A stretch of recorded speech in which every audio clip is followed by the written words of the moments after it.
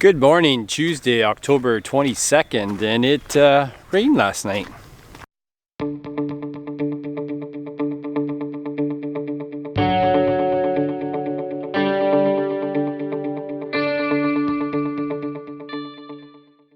Well, yesterday was a nice kind of relaxing day. It wasn't a rat race trying to harvest soybeans and race to the finish line because, as I said, we wrapped up beans there Sunday night. So yesterday I decided to plant one more field of winter wheat, another 78 acres, just to help a farm out that could use the wheat in the rotation. So it went really smooth. Got a little bit extra seed left in the air seeder that I'll have to clean out here and give the air seeder a bit of a wash. Jack and Brett had a hydraulic leak the Friday I had a wedding to go to, and it sprayed oil all over the place, and now the dust stuck to it all. So I think I'll get it cleaned up and get ready to put away for the winter because I won't be using it again now this year. And then it's time to get that beauty ready for corn. First things first, I have to get some grease over to a guy's place. Scott Cooper has got his guys rebuilding my corn head at his farm. It needed some new knives on the rollers, and I'll explain that another time, but it needed a little bit of TLC, and they're doing that for me right now. But my corn head is a Drago. It's a European corn head, I think maybe Italian, I'd have to look, but it takes special grease. So I'm just taking them the grease for it. Since I'm going in that direction, I'm going to take the leftover wheat seed I have, one tote box of seed and one empty one. So they're on the trailer right now. I'm just going to ratchet them down and take them to town, and I'll drop off the grease. Well, I hope this isn't an indication of how the day's going to go, but I cannot multitask. I got the truck and the trailer, and I got the pro boxes on it, and got them ratcheted down, drove out the laneway, and realized forgot the grease. So now I gotta go get the grease. Now that soybean harvest is finished, I got headspace to think about corn, and I'm gonna try to gauge how close it is. So I'm gonna take you along for that. I'm gonna go to one of the fields we have that was planted in decent time, and grab a couple cobs and hand shell them. So what we usually do is we take these cobs, we hand shell all the kernels off the cob and do a moisture test on it, and that kind of gives us an idea what the moisture is of the corn. So we'll do that today, and I'll show you that process. So it finally dried off enough that I can go in the cornfield to grab some cobs, and we can do a moisture test on the corn to see what the moisture is. It is windy as heck. The leaves are blowing off the trees, and it sounds like gale force winds. It's especially noisy around the bin site with the cables that hold the leg up. They whistle in the wind, and they also whistle through the downspouts because there's cable supports in the downspouts as well. So hopefully the wind's not too bad, but we'll just hop in the cornfield here at home and see what it looks like. This is a field at home that had the green stop. I'll put the card in the video for that one where we had a summer storm roll through. And you can see right here, missing a whole bunch of plants in a row. About 10 or 15 got knocked off right there. So you can see it when I climb the elevator leg. All the broken stalks throughout the field.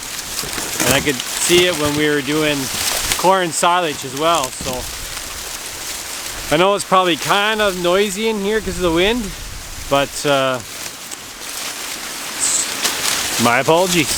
So I got 6 random cobs. I'll take them out of the field and we'll hand shell them, and I'll show you what that is. I'll get out of the wind here so it's a little nicer to have a conversation. Well, just to give you some perspective, here's a little can of soda water or sparkling water, and I'm going to put it beside the corn cobs.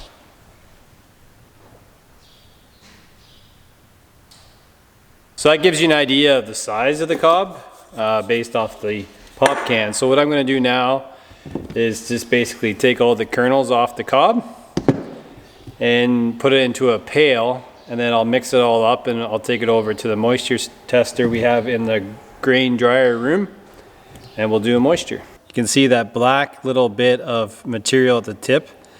What that means is that the kernel has senesced or detached itself from the cob in terms of nutrient flow.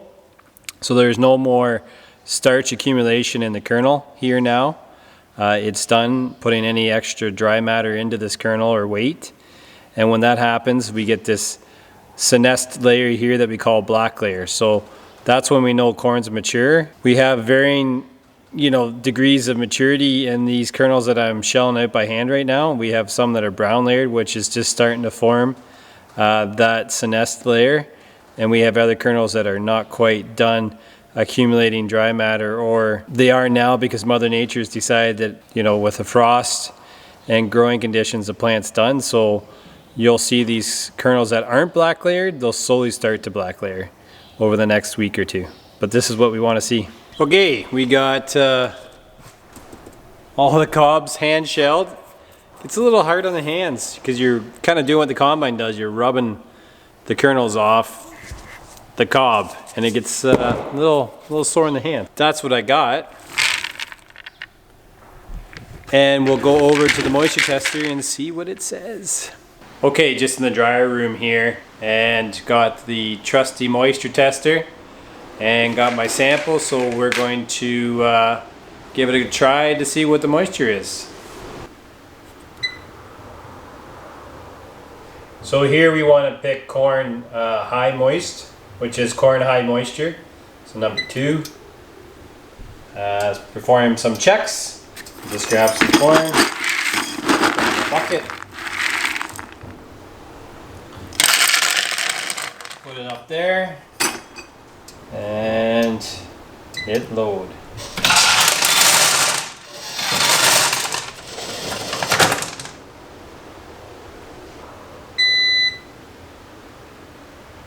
You know what?